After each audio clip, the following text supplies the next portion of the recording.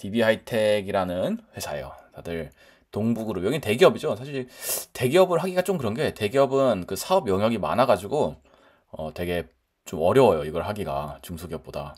그래서 조금 부족해요. 오늘 컨텐츠는 사실 이제 좀 개괄적인 얘기들만 하고 조금 딥하진 않습니다. 이 딥하게 DB 하이텍에 제가 사업 분석을 할뭐 역량도 안 되고 그렇습니다. 이건 무슨 회사냐? 8인치 웨이퍼 만드는 파운드리 회사입니다. 우리가 웨이퍼 보통 생각하면 좀 큰 거 12인치, 그거보다 하나 작은 거 8인치, 그다음에 또 작은 거 6인치 이렇게 있잖아요. 예. 그래서 8인치 웨이퍼를 만드는 회사입니다. 8인치 웨이퍼는 90나노 이상 공정, 그러니까 90나노까지는 8인치를 쓰고 90나노부터는 12인치를 씁니다. 이 8인치 공정의 특징이 다 레거시예요. 옛날 공정이고 다들 성숙한 공정인데 여기는 수동이 많아요. 그러니까 우리가 반도체 공장 보면 천장에 OHT라고 이렇게 로봇이 그 웨이퍼를 왔다 갔다 옮기거든요. 그런 게 좀 적고요. 그 손이 굉장히 많이 가요. 사실 국내 8인치 중에서 가장 자동화가 많이 돼 있는 데가 DB 하이텍의 팹이에요. 네, 그렇습니다. 삼성 기흥팹 같은 경우에도 8인치를 쓰는데 제가 알기로는 거의 다 수동이라고 알고 있습니다. 예, 맞습니다. 위에 레일 달려서 옮기는 거를 OHT라 그래요. 그래서 삼성이 작년에 파업을 했잖아요. 파업을 했을 때 가장 크게 반사 이익을 본 회사가 DB 하이텍이에요. 그래서 왜냐하면은 파업을 하면 주로 이제 8인치 쪽에서 생산 차질이 일어나기 때문에 그거에 딱 우리나라의 다이렉트한 경쟁사가 DB 하이텍이고요. 뭐 근데 그거 생각하고 뭐 샀는데 별로 재미 못 봤습니다. 그래서 이거는 작은 회사예요. 회사는 2,000명 규모 작은 회사. 근데 BCD모스라는 곳에서 공정은 세계 1위로 평가받습니다. 근데 문제는 이제 사람을 안 뽑아요, 잘. 회사가 규모가 워낙 작다 보니까 사람을 안 뽑습니다. 예, 그렇고요.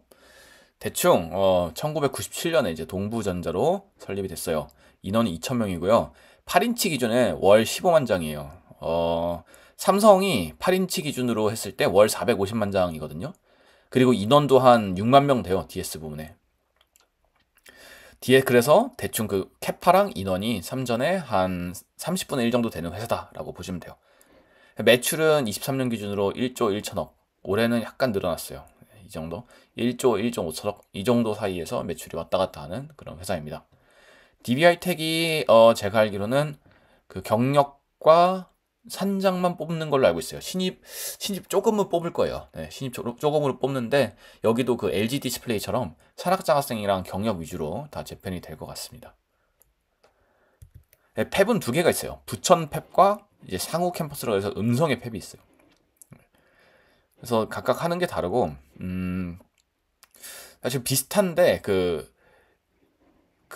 음성 팹이 조금 더 이미지 센서 쪽으로 특화돼 있어요. 대충 다루는 건 비슷한데 음성이 좀 많이 시골이에요. 음성 팹 제가 사진 찾아봤거든요. 근처에 음성 이렇게 생겼더라고요. 충북 음성군 굉장히. 예. 그러면 이 회사에서 공정들은 무엇을 하냐? 이렇게 믹스드 시그널이나 RF 합니다. 여기서는 레거시 공정을 많이 하니까 얘네들은 다 핀팻이 아니죠. 사실 플라나 구조 또는 SOI 구조의 핀팻이고, 이렇게 뭐 90나노 공정부터 180나노 공정까지 그 RF를 이제 제공을 합니다. 그 다음에 또 CIS도 있어요. CMOS 이미지 센서. 우리 여러분 이 카메라 같은 데 들어가는 이미지 센서 만드는 CMOS 이미지 센서입니다. 여기서도 이거는 사실 모스펫이랑은 완전히 달라요. 완전히 다르게 생겼기 때문에, 네, 저도 이제 CMOS 이미지 센서는 한 특강 몇 번 들은 게 전부라서 제가 아는 게 없어요. 예, 아는 게 적고 패스합니다. 이런 거 합니다 라는 정도만 얘기해주고. 재직자가 오셨네요. 예, 제가 뭐 만든다고 만들어 봤는데 혹시 더 추가할 내용 있으시면 말씀해 주시면 제가 언제든지 바로 여기다가 말을 할게요.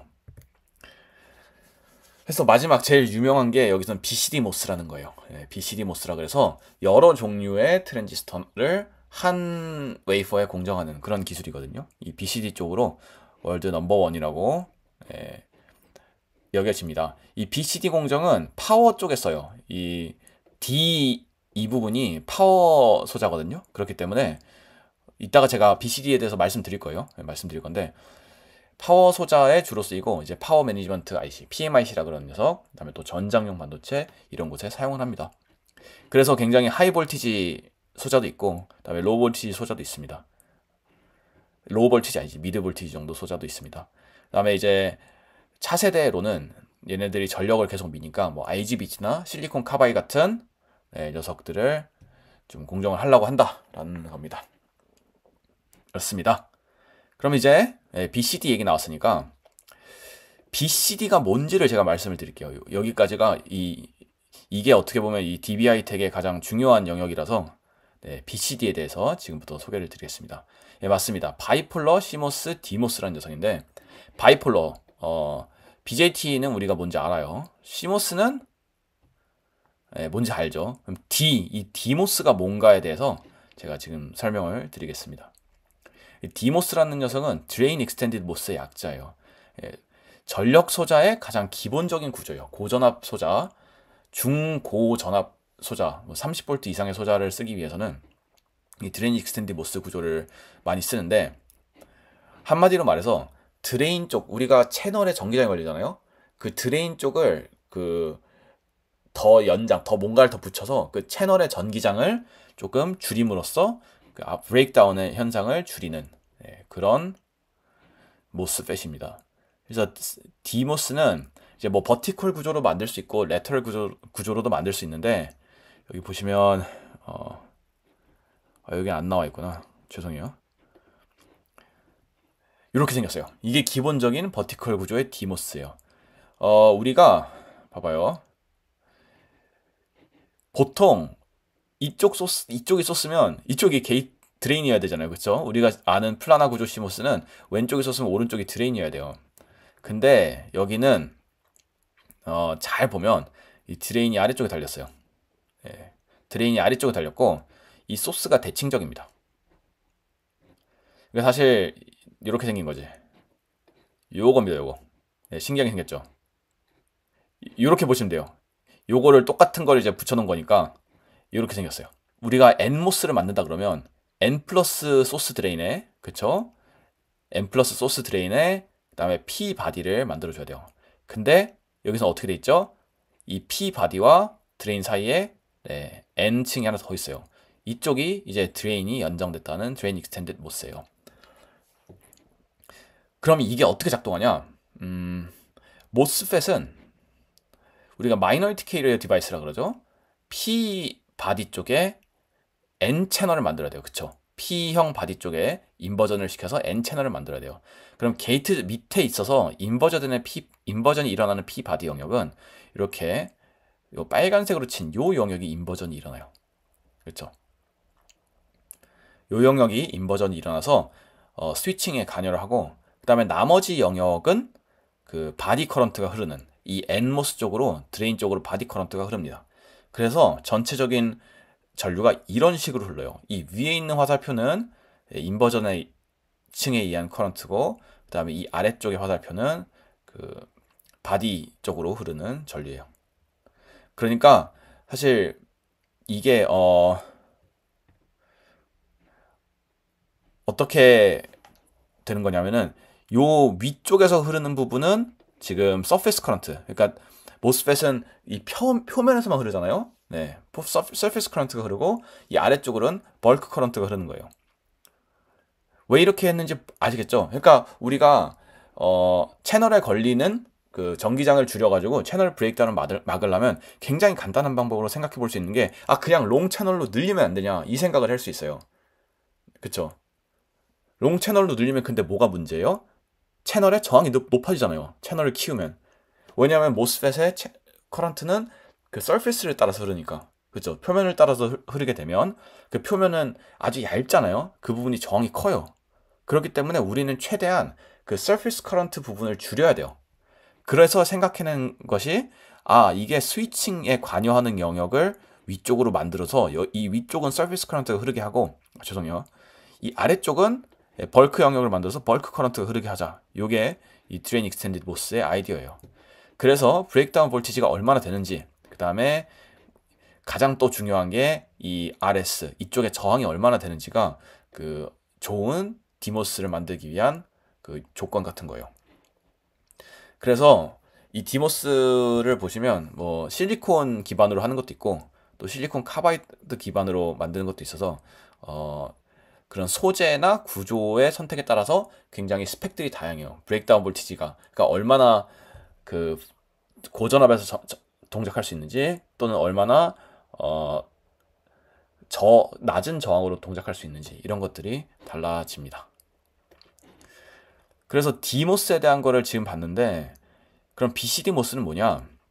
이 바이폴라 BJT죠. 이거 베이스 에미터 컬렉터죠. 그 다음에 CMOS, D모스를 한 웨이퍼 내에서 넣는 거예요. 그래서 이거 그냥 아래로 가져온 겁니다. 네, 한 공정에서 이 세 개를 한꺼번에 쓸 수 있는 그런 녀석 공정을 우리가 BCD 공정이라고 그래요. 이 디모스 같은 경우는 지금 보면 아까 구조랑 똑같죠. 이 드레인이 아래쪽에 있죠. 아래쪽에 박혀서 옆으로 빼가지고 컨택을 가져 올라오는 그런 모습이죠. 네, 그렇습니다. 근데 이제 우리가 LD모스, 레터럴 디모스라 그래서 이 익스텐디드 드레인을 그 아래쪽으로 안 달고 옆으로 다는 그런 구조도 있습니다. 그거는 구조를 만들기 나름인 것 같아요. 그래서 얘를 언제 쓰냐? CMOS는 우리가 디지털 로직에 써요. 그쵸? 바이폴라 트랜지스터는 우리가 CMOS 로직이라 안 그러죠. TTL 로직이라 그러죠. 바이폴라 트랜지스터를 쓰는 트랜지스터 투 트랜지스터 로직. 근데 그거보다는 언제 많이 쓰죠? 아날로그, 앰프의 바이폴라 트랜지스터를 많이 써요. 그 다음에 디모스는 그 파워, 아까 말씀드린 대로 파워 소재를 써요. 그래가지고 PMIC라 그러는 거는 우리가 보통 뭐 모터 드라이버, 예를 들어 모터 드라이버 들려볼게요. 모터 드라이버 사실 이거 그쵸, 모터 드라이버도 이제 BCD 만들 수 있죠. 저전력을 쓰는 부분은 이제 CMOS랑 바이폴러를 만들고 그 다음에 디모스, 그 고전력을 흘리는 부분은 디모스를 만들어요. 원래는 옛날엔 이거를 별도의 칩으로 만들어서 본딩을 시키거나 뭐 PCB 아니면 독립된 소자로 그렇게 만들었는데 이렇게 깔쌈하게 만듭니다. 정말 잘하시네요. 감사합니다. 저도 이거 옛날에 사실 저는 이제 전력 반도체 쪽 그 논문 리뷰를 잠깐 했었어가지고 디모스 부분은 약간 들었는데 저도 다시 봤어요. 다 찾아보고 만든 거죠. 그럼 여기서 퀴즈가 있어요. 왜 아날로그는 바이폴라를 쓰고 디지털은 CMOS를 쓰는지. 사실 바이폴라 BJT 어렵거든요. 네, BJT 어려워요.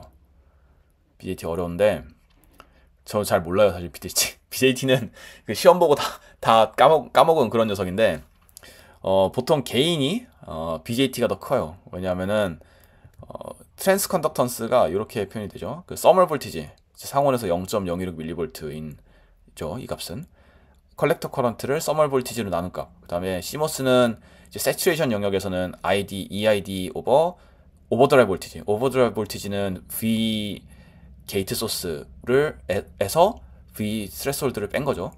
그쵸? 오버드라이브 볼티지는 게이트 볼티지에서 문턱점을 뺀 거니까 이것보단 당연히 크겠죠. 네, 오버드라이브 볼티지는 0.016 밀리볼트, 0.016볼트, 26mV 이 정도는 아닐 거 아니에요. 보통 한 수백 밀리볼트 수준이에요. 오버드라이브 볼티지는. 그래서 트랜스 컨덕턴스를 확보하기에 바이폴라 그 트랜지스터가 더 유리하고 그 말은 더 게인도 잘 나온다. 그래서 아날로그 쪽에는 바이폴라, 디지털 쪽에는 CMOS, 그 다음에 파워 쪽에는 디모스 이렇게 사용을 합니다. 그래서 이 BCD 공정으로 현재 세계에서 가장 이걸 잘한다라고 평가를 받는데요. 그렇습니다. 하나도 모르겠네요. 그쵸? 사실 저도 하나도 몰라요. 이걸 보시고 나중에 공부를 하실 때 이런 걸 찾아봐야 되는구나 라고 알고 계시면 좀 도움이 될 것 같아요. 저도 하나도 몰라요. 그럼 이제 어려운 내용 끝났어요. 이제 회사 매출 구조로 갈게요.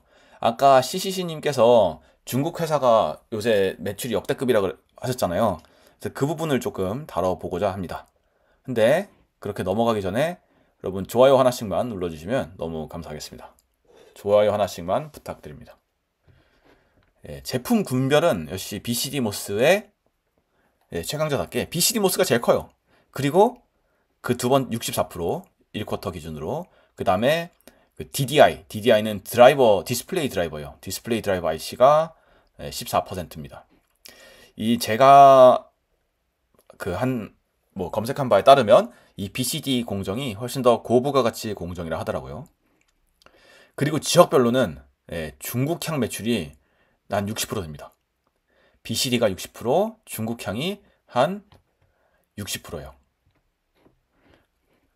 그렇죠. 그래서 아까 테슬라는 엔드 커스터머고 중국향이 많다는 게 중국향 매출이 굉장히 많습니다. 그래서 한 가지 약간 의문이 드는 게 그러면 이제 중국의 강자 SMIC가 8인치 안 하냐라고 생각이 드는데 SMIC는 8인치를 별로 안 하는 것 같습니다. 전 세계 지금 8인치 점유율을 보면 TSMC가 제일 높고 그 다음에 SMIC고 UMC, 삼전, DBIT 이렇게 되거든요. 근데 이 SMIC는 12인치를 위주로 더 투자를 하는 것 같아요. 그래서 막 그렇게 시장에서 엄청나게 경쟁하고 그런 건 아닌 것 같습니다. 뭐 제 생각이에요. 중국이 전장 반도체가 수요가 엄청나서 그런가요? 네, 그런 것 같아요. 그리고 이게 뭐 디스플레이, TV 이런 쪽에도 들어가요. 어쨌든 그런 상황이에요. 중국향 매출이 굉장히 높아요. 옛날에 주성 봤잖아요. 저희 주성도 중국향 매출이 굉장히 높았는데 여기도 중국향 매출이 엄청 높은 것 같습니다. 그래서 이제 고객사나 매출을 보면 얘네들이 주 고객사예요. 이 삼성 디스플레이랑 CSOT가 CSOT는 중국의 BOE 다음 가는 디스플레이 업체거든요. 3D도 우리나라 최대 디스플레이 업체고. 그래서 3D랑 CSOT 같은 경우에는 디스플레이 드라이버를 공급하고요. 네, 그렇습니다. 여기 DDI 같은 경우에 소수의 대형 고객사한테 공급을 해요. 그 다음에 BCD 이모스 같은 경우에는 소형 고객사를 굉장히 많이 보유하고 있어요. 얘네들이. 그래서 조금 작은 회사답게 대형 고객에 너무 의존하지 않고 여러 개의 소형 고객을 만들겠다 이런 전략으로 가는 것 같습니다. 그게 딱 티가 나는 게 이 포토마스크의 비중이 원가 비중이 굉장히 높아요. 네, 원재료 중에서 포토마스크의 비중이 굉장히 높은데 이 말은 굉장히 다양한 마스크를 발주한다 이런 뜻이죠. 다른 회사는 이거를 그냥 기타에 삼하는 포토마스크 비용을 그냥 기타 등등에 넣는데 여기는 그게 아닙니다. 그렇죠. 그래서 고객 대응할 때 화날 것 같아요. 네, 화날 것 같습니다. 이렇게 고객이 많으면. 그래서 가동률은 뭐 2024년에 73%라고 해요. 세계 8인치 평균이 70%가 약간 안 된다고 합니다. 평균이 70%가 안 된다고 해서 뭐 다른 나라나 다른 회사들보다는 가동률이 높다라고 말하고 있고요. 근데 이 가동률이 좀 의미가 없어요. 네. 이 DB 하이텍 같은 경우에는 가동률을 엄청 양심적으로 써놔요. 완전히 딱 정석대로 써놓고 이 뭐 삼전의 사업 보고서를 보면 가동률을 그냥 일수로 계산을 해요. 네. 그래서 100%로 써놓거든요. 네. 근데 가동률 100%일 리가 없잖아요. 네. 가동률이 100%인데 그렇게 매출이 안 나오진 않을 거 아니에요? 100%일 수도 있지. 뭐 꼭 나오는 걸 판단은 보장 없으니까 어쨌든 네. 어쨌든 세계 평균보다는 가동률이 높다. 그리고 DB는 상당히 가동률을 정확하게 산정을 하십니다. 이게 그리고 제조업 같은 경우에는 사람이 돌리잖아요. 그래서 100%가 될 수가 있어요. 그러니까 100%가 넘을 수가 있어요. 왜냐 일일 8시간 기준으로 계산하고 그러니까. 근데 이제 반도체 같은 경우에는 일일 24시간 기준으로 계산해서 이게 100%가 넘을 수가 없습니다.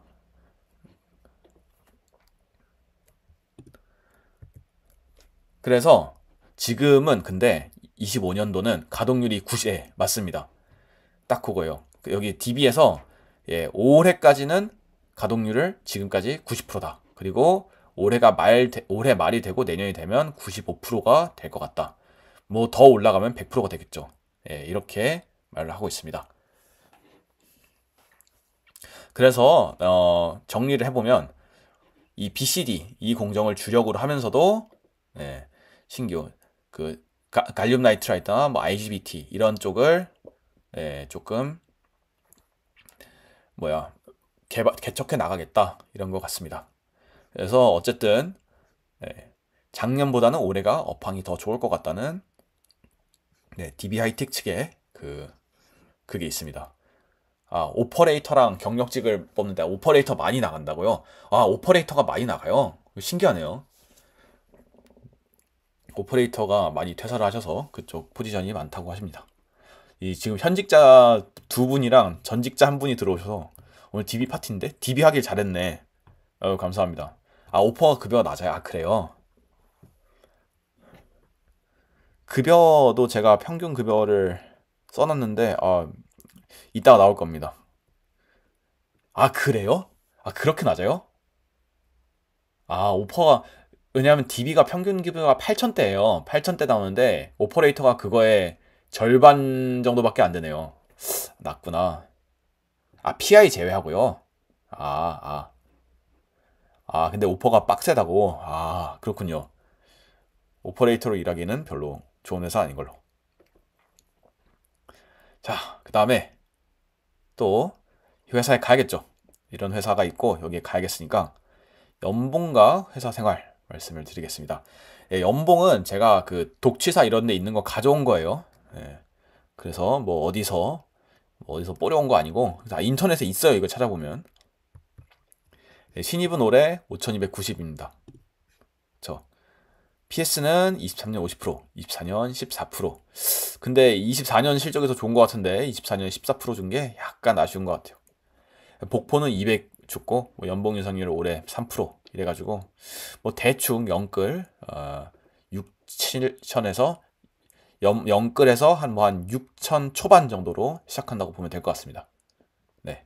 독취사가 이 집단지성이 있어가지고 되게 뭐 이거 쓰신 분도 현직이겠죠. 네. 막 댓글들을 달고 그러시니까 연봉 정보는 독취사가 꽤 정확한 것 같아요. 맞아요. 8인치라서 그 오퍼레이터 강도가 빡세죠. 다 수동이니 딸깍딸깍 하면 안 되잖아요. 다 수동이니까. 그런 것 같아요. 자플랜이 보면 자플랜시는 좋은 리뷰 안 좋은 리뷰 다 읽어요. 저 자플랜이 프리미엄 한 달치 결제해가지고 프리미엄 리뷰 이런 건 별로 볼 게 없더라고요. 일단 사실 대기업은 자플 보는 이유가 별로 없어요. 자플이 별로 쓸모가 없습니다. 대기업은. 왜냐면 그건 다 부바부 사바사가 심해요. 그쵸, 당연하죠. 어떤 부서인지에 따라서도 힘들다. 어떤 부서인지 따라서도 달라질 수 있다 이거죠. 그래서 4.0을 주신 분은 8인치 파운드리 반도체 힘 숨진 대기업. 저 일단 대기업이죠. 적절한 연분 및 성과부 어쩌고저쩌고 워라벨 괜찮음. 그리고 제가 듣기로는 일부 부서들은 굉장히 그 교육 이런 거를 많이 장려한다고 하더라고요. 그래서 교육을 많이 장려를 합니다. 그 부분이 되게 좋은 것 같아요. 이건 뭐 써있진 않은데 제가 이제 다니는 분들을 좀 보면 그 교육에 굉장히 진심인 것 같아요. 그런 건 좋습니다. 근데 이게 SK가 하이닉스가 원래 시스템 IC가 있었죠. 이 위에 보면 8인치 중에서 요거 시아가랑 키파운드리가 여기 둘 다 하이닉스 인수됐죠. 근데 이 시스템 IC가 지금 시스템 IC가 팹이 중국에 있어요. 원래 우시 팹이에요. 이게 중국 회사로 넘어갔죠. 그러면서 이게 정상 가동되면 좀 DB가 매출이 떨어질 것 같다. 그래요? 시스템 IC로 한번 해볼까요? 감사합니다. 룰루님 나중에 시스템 IC도 잘 아시니까 알겠습니다. 그쪽으로 그것도 한번 해볼게요. 해외 기업도. 그 다음에 여기 좀 안 좋은 거예요. 기본적인 반도체 업무 배워서 삼성이랑 하이닉스로 이직하기 좋다. 좋은 거 아닌가? 근데 여기 하이닉스 계열사에서 오신 분도 계신데, 근데 이분은 안 좋은 게 지금 뭐라고 썼냐면 경영진 보수가 너무 높대요. 이것도 한번 볼 거예요. 실제로 경영진 보수가 얼마나 되는지. 여기도 성과를 냈으면 성과금 좀 주세요. 회장 일가에서 다 먹지 말고. 왜냐하면 작년에 비해서 매출과 영업이익이 늘었는데 지금 적게 나온 부분이 조금 불만인 것 같아요. DB하이텍 5년차 동기 모임은 동탄에서 한다. 음성과 충북이 아니라 동탄에서. 좋습니다. 경력직으로 다 가시는군요. 근데 경력직 뽑아오기에 DB만큼 또 좋은 데는 없는 것 같아요. 그러면 자, 제가 여기서 그러면 제가 이 위에서 얼마나 떼가는지를 좀 보여드릴게요. 저도 이게 좀 안 좋다고 생각해가지고 조사를 좀 해봤는데, 일단 임원 연봉이 어느 정도인지 한번 볼게요. 그러니까 임원. 우리가 근데 임원이라 그러는 건 두 가지가 있어요. 하나는 등기 임원, 또 하나는 미등기 임원이에요.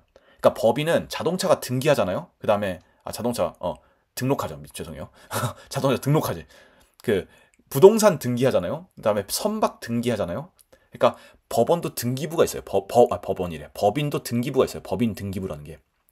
거기에 이 회사의 이사로 나오는 사람들이에요. 그게 우리가 등기 임원이라 그래요. 그러니까 등기 이사. 정확히 말하면. 네. 등기 이사라는 사람들은 이사회의 조직이 될 수 있는 거예요. 네. 그 다음에 우리가 말하는 땡땡 상무님, 이거는 99% 확률로 이 등기부에 없어요. 네, 이 등기부에 있는 사람은 보통 회사마다 한 10명, 5명에서 10명 이 정도 되고, 우리가 땡땡 상무님이라고 하는 사람은 99% 확률로 미등기 임원이에요. 그렇죠? 그래서 이사는 등기 이사냐 미등기 이사냐 이렇게 나눠지고, 사실상 진정한 의미의 이사라는 거는 등기 이사만의 의미예요. 이사회의 구성이 될 수 있는 Board of Directors라고 그러죠. 이게 등기 이사. 왜 우리가 그 이사님이라는 호칭이 있는지 모르겠는데 어쨌든 그렇습니다. 그럼 삼성전자의 케이스를 보면 누가 임원이냐? 이사는 이 사람들이 다요. 등기 이사는. 신재윤, 전영현, 노태문, 송재혁, 어쩌고저쩌고, 김준석, 허은영, 유명희, 조혜경, 이혁재 우리 과 교수인데, 이혁재 교수님 있었죠. 근데 이 사람들 중에서 절반 이상이 사회이사예요. 사회이사. 그러니까 이 이사회에서 요 위에 사람들은 실제로 이제 삼성에서 일을 하고 있는 사람. 죄송해요. 이 세 명은 나머지는 사회이사라 그래서 이 이사회의 구성원이 돼서 의사결정은 하되 실제로 업무에 별로 관여 안 하는 사람. 죄송한 말씀이지만 사회이사는 약간 그렇게 뭐 목소리를 많이 안 내요. 목소리를 많이 안 냅니다. 그리고 이사회 의장을 사회이사가 하는 게 관례인 회사들이 있어요. 그렇습니다. 그 다음에 대표이사 누구냐? 대표이사 이 사람이에요. 삼성전자 전영현 대표. 최근에 되셨죠? 대표이사가 되셨는데 최근에 이 이사회에서 대표이사를 뽑아요. 그래가지고 여러분이 이 회사랑 계약을 하잖아요. 그러면 대표이사 전영현 명의로 그 인감이 꽉 나오는 거예요. 그렇죠. 그래서 그런 구조다. 우리가 이사라 그러는 거는. 근데 이 소리를 왜 했는지 모르겠다. 죄송해요. 내가 무슨 소리 하고 있지? 그래. 그래서 결론. 자, 이거 보려고. 그렇습니다. 위에서 얼마나 떼가시는지 보려고. 그 삼성전자 볼게요. 삼성전자 임원 연봉이 나와요. 그러니까 그 사업 보고서에 보면 누가 돈을 얼마나 받는지 다 나와요. 그래서 미등기 임원, 우리가 땡땡 상무님, 땡땡 전무님, 땡땡 부사장님 이런 분들 인원수가 1000명이에요. 와, 임원 많다. 삼전 임원이 1000명이에요. 작년엔 1050명이었는데 줄었어요. 좀 잘랐습니다. 1인당 평균 급여가 6.7억이에요. 생각보다 너무 적어서 놀랐어요. 삼전 임원이 1인당 평균이 6.7억밖에 안 돼요. 와, 좀 문제 있죠. 사실 우리나라 이 보상 체계가 좀 문제가 있어요. 우리나라 너무 적어요 이거. 왜냐면 이 사람들이 창출하는 부가가치는 뭐 비교가 안 될 텐데, 뭐 6, 7억 정도면 사실 일부 저부가가치 산업에서도 가능한 연봉이라서 좀 아쉽긴 합니다. 저는 더 받으셔야 한다고 당연히 생각하고. 그러면 최대 보수액은 얼마냐? 80억 받으신 경계현 전 DS 부문장 사장님이셨나? 경계현 이분이. 어쨌든 이분이 80억 받아가셨는데, 이분은 은퇴하면서 그걸로 받아갔어요. 은퇴하면서 퇴직금이고. 지금 뭐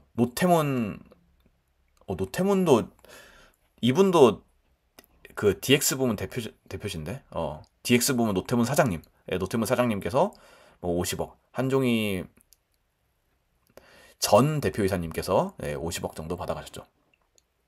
그렇습니다.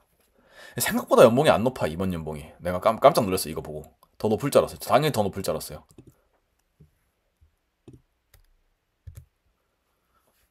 그럼 DB하이텍을 봅시다. DB하이텍.